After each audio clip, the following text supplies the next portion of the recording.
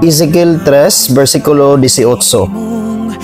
Kung muingon gani ako sa taong dautan, mamatay ka. Og unya dili mo siya pahimangnuan o agnihon sa pagbiya sa dautan niyang pagkinabuhi, aron maluwas siya ang maong tao mamatay gayod diha sa iyang pagkadautan, apan ikaw ang paninglan ko sa iyang kamatayon.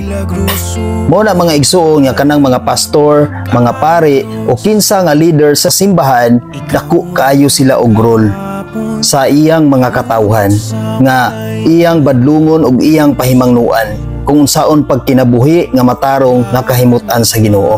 Dako kay na sila role nga sa kanunay nagatiman sa atong mga kalag, aron ang atong mga kalag dili gayud kana malaglag. Tungod kay kung kana nga pastor or kana nga pare or kinsa nga leader sa simbahan dili sila kapahimangno og dili nila maagni ang maong katawhan nga ilang giatiman, paninglan gayud sila sa Ginoo.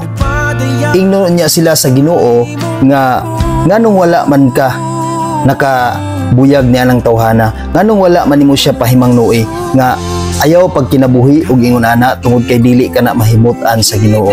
Pag kinabuhi nga ingon ani aron ang Ginoo mahimuot kanimo. Sangyawan nimo sa pulong sa Ginoo, imo siyang pahimangnuan pinaagi sa pulong sa Ginoo, dili pinaagi sa pulong nimo kun dili pulong sa Dios. Tungod kay ang word sa tao posible nga makahatag og kasamok, apan ang word sa Ginoo igsoon makapadasig gayud sa atong kaugalingon, sa atong pagsimba o sa pagpahimuot sa Dios. Mao na nga sa tanan nga leader sa simbahan, sa tanan nga pastor or pari sa simbahan, buhata gayud ninyo sa kanunay ang pagpanton, ang pagpahimangno, ang pag-agni sa katawhan nga nagkinahanglan sa pulong sa Dios. Og sa tanan nga nasayod sa pulong sa Dios, ang tanan nga nasayod kung unsaon pagpahimuot sa Dios, gamita ka na ninyo igsuon sa pagdasig sa inyuhang mga higala, sa inyuhang mga kauban sa trabaho, sa inyuhang pamilya, nga sila makadungog sa Word of God, nga kung makadungog ka og dili maayo, nga dili uyon sa kabubuton sa Dios, igsuon pahimangnuoy sila o pahibaloa sila kung unsaon pagpahimuot ang Dios.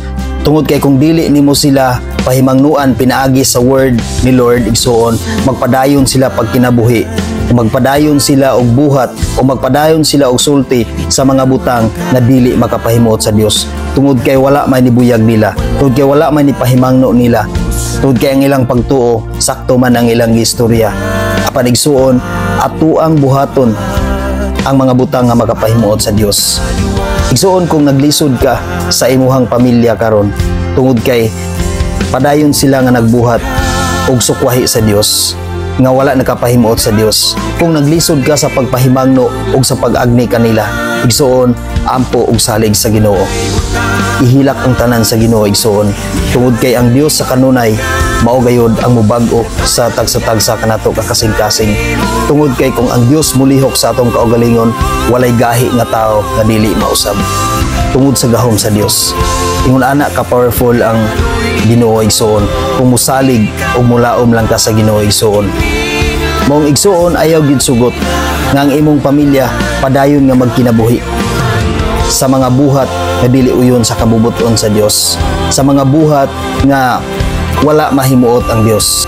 Paningkamot gid igsuon nga ang imong pamilya magkinabuhi sila subay sa kabubuton sa Dios. Tungod kay kung dili nimo sila padunggon kanunay sa word nga pangginoo igsuon, ikaw ang panilingan. Tungod kay nasayod ka unsaon pagkinabuhi nga mahimuot ang Dios, apan imo lang silang gipasagdan, igsuon ikaw ang panilingan sa Ginoo. Maong igsuon samtang may panahon pa, buhata gid sa kanunay ang pagsangyaw sa pulong sa Ginoo. Ayaw hulata igsuon nga moabot ang panahon nga mamatay siya nga nagpabilin siyang daotang buhat, nga nagpadayon siya og buhat sa iyang mga daotang buhat. Paningkamot igsuon nga sa dili pa moabot na nga panahon, nagbuhat na siya sa mga butang nga nakapahimuot sa Ginoo. Amen. God bless sa tanan.